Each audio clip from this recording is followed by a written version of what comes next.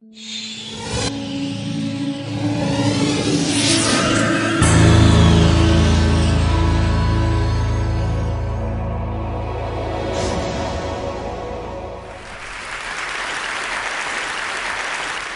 a garbage man. And you might find it interesting that I became a garbage man because I absolutely hate waste. I hope within the next 10 minutes to change the way you think about a lot of the stuff in your life. And I'd like to start at the very beginning. Think back when you were just a kid. How did you look at the stuff in your life? Perhaps it was like these toddler rules. It's my stuff if I saw it first. The entire pile is my stuff if I'm building something. The more stuff that's mine, the better. And of course, it's your stuff if it's broken. Well, after spending about 20 years in the recycling industry, it's become pretty clear to me that we don't necessarily leave these toddler rules behind as we develop into adults. And let me tell you why I have that perspective. Because each and every day at our recycling plants around the world, we handle about 1 million pounds of people's discarded stuff. Now, 1 million pounds a day sounds like a lot of stuff, but it's a tiny drop of the durable goods that are disposed each and every year around the world, well less than 1%. In fact, the United Nations estimates that there's about 85 billion pounds a year of electronics waste that gets discarded around the world each and every year, and that's one of the most rapidly growing parts of our waste stream. And if you throw in other durable goods like automobiles and so forth, that number well more than doubles. And of course, the more developed the country, the bigger these mountains. Now, when you see these mountains, most people think of garbage. We see above ground mines. And the reason we see mines is because there's a lot of valuable raw materials that went into making all of this stuff in the first place. And it's becoming increasingly important that we figure out how to extract these raw materials from these extremely complicated waste streams. Because as we've heard all week at TED, the world's getting to be a smaller place with more people in it who want more and more stuff. And of course, they want the toys and the tools that many of us take for granted. And what goes into making those toys and tools that we use every single day? It's mostly many types of plastics and many types of metals. And the metals we typically get from ore that we mine in ever-widening mines and ever-deep mines around the world. And the plastics we get from oil, which we go to more remote locations and drill ever deeper wells to extract. And these practices have significant economic and environmental implications that we're already starting to see today. The good news is we are starting to recover materials from our end-of-life stuff and starting to recycle our end-of-life stuff, particularly in regions of the world like here in Europe that have recycling policies in place that require that this stuff be recycled in a responsible manner.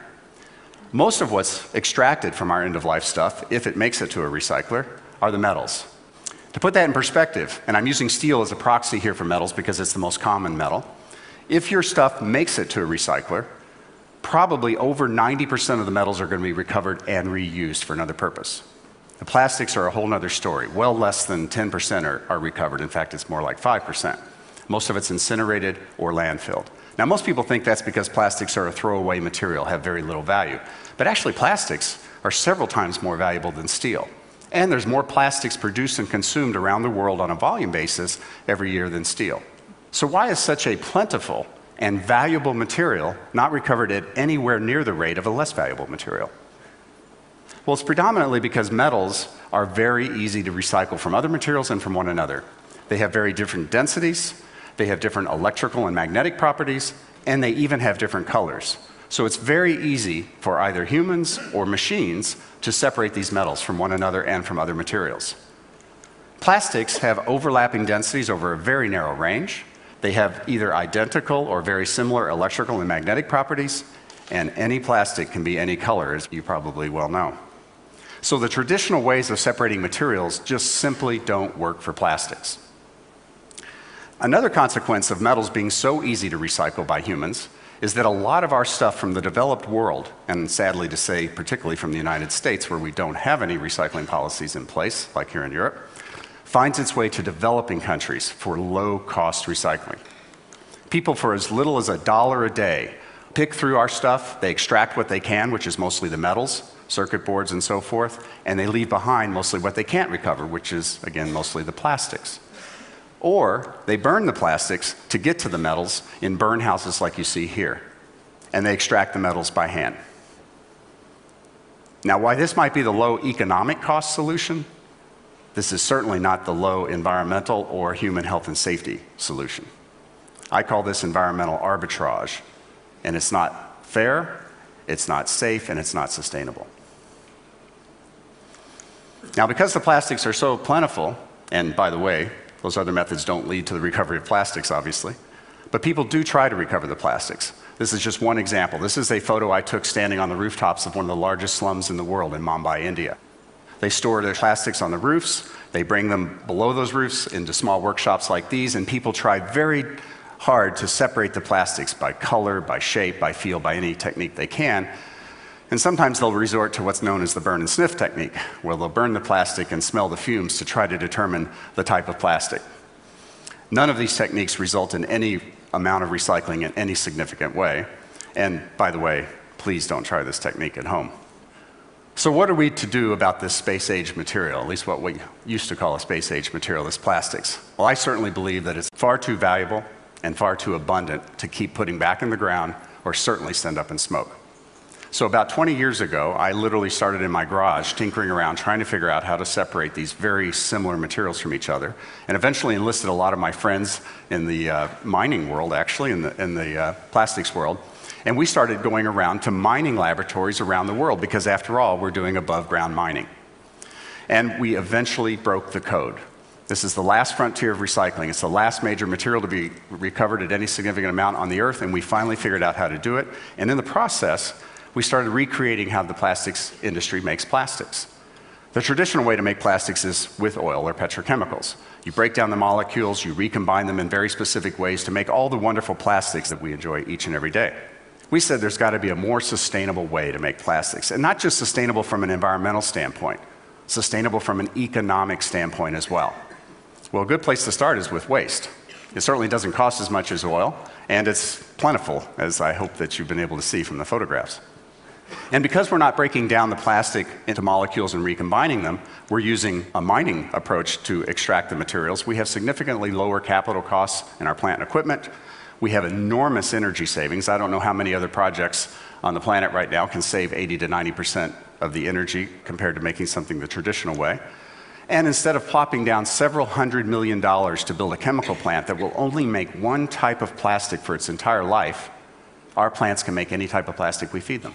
And we make a drop-in replacement for that plastic that's made from petrochemicals. Our customers get to enjoy huge CO2 savings, they get to close the loop with their products, and they get to make more sustainable products. In the short time period I have, I want to show you a little bit of a sense about how we do this. It starts with metal recyclers, who shred our stuff into very small bits. They recover the metals and leave behind what's called shredder residue. It's their waste. A very complex mixture of materials, but predominantly plastics. We take out the things that aren't plastics, such as the metals they miss, carpeting, foam, rubber, wood, glass, paper, you name it, even an occasional dead animal, unfortunately. And it goes in the first part of our process here, which is more like traditional recycling. We're sieving the material, we're using magnets, we're using air classification. It looks like a Willy Wonka factory at this point. At the end of this process, we have a mixed plastic composite, many different types of plastics and many different grades of plastics. This goes into the more sophisticated part of our process, and the really hard work, multi-step separation process begins. We grind the plastic down to about the size of your small fingernail. We use a very highly automated process to sort those plastics, not only by type, but by grade.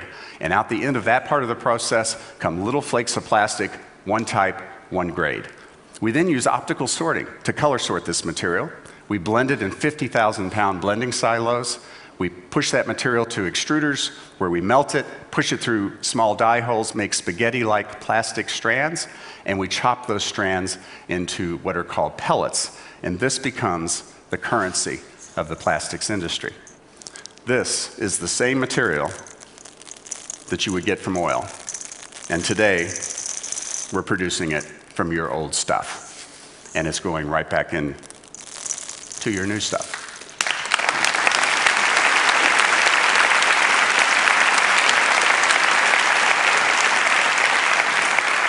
So now, instead of your stuff ending up on a hillside in a developing country, or literally going up in smoke, you can find your old stuff back on top of your desk in new products, in your office, or back at work in your home. And these are just a few examples of companies that are buying our plastic, replacing virgin plastic to make their new products. So, I hope I've changed the way you look at least some of the stuff in your life. We took our clues from Mother Nature. Mother Nature wastes very little, reuses practically everything. And I hope that you stop looking at yourself as a consumer. That's a label I've always hated my entire life.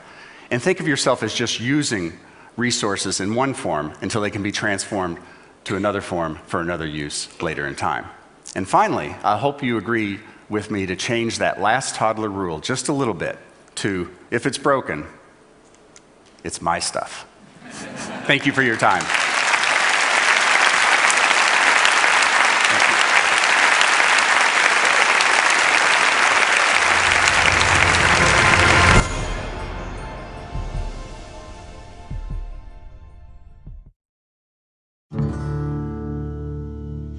When I was 16, I found this motorcycle. It was a dilapidated piece of junk that wasn't going, but I realised how special it was. Restoration of this motorcycle has taught me to improvise with mechanical things. My name is Mark Lessek. I live in Hobart, Tasmania. I'm Director of Dynamic Welding and Engineering. It's a pretty cool place. We do machine shop work. We do aluminium welding. 7 years ago, I had an accident and lost the best part of my arm. I got a prosthetic on my own insurance. It didn't work. It was very unreliable. It wasn't fixed to my body and flopped about. It simply wasn't up to the job. I thought, if you can fix your own motorcycle, why can't you fix a prosthetic? So I did a search to find out as much information as possible and came across the Cairns artificial arm. This is an antique arm from the early 1900s, and in its time it was so mechanically advanced. With patent search on Google, I was able to find every single Cairns patent online. So I set about trying to reverse engineer it. The arm itself has many good features. It's body powered, which means it won't break down. You can use it for heavy duty work, and you can also repair it yourself. And hold a beer. And hold a beer, exactly. Some of the new things I hope to add to this arm is an extra finger joint, and it will be gear driven. We'll also be lighter with space-age materials such as magnesium and carbon fibre. That is so cool. Well, if you think how many people have lost limbs but can't afford the new electronic limbs, I mean, it is rewarding knowing that one day people will be able to wear something that Mark and I are working on. My hope for this artificial arm is to wear it and share it so amputees can live a normal life again. It doesn't matter if it's a bike or an arm or your life. If you can take it apart, if you can understand it, you can make it better.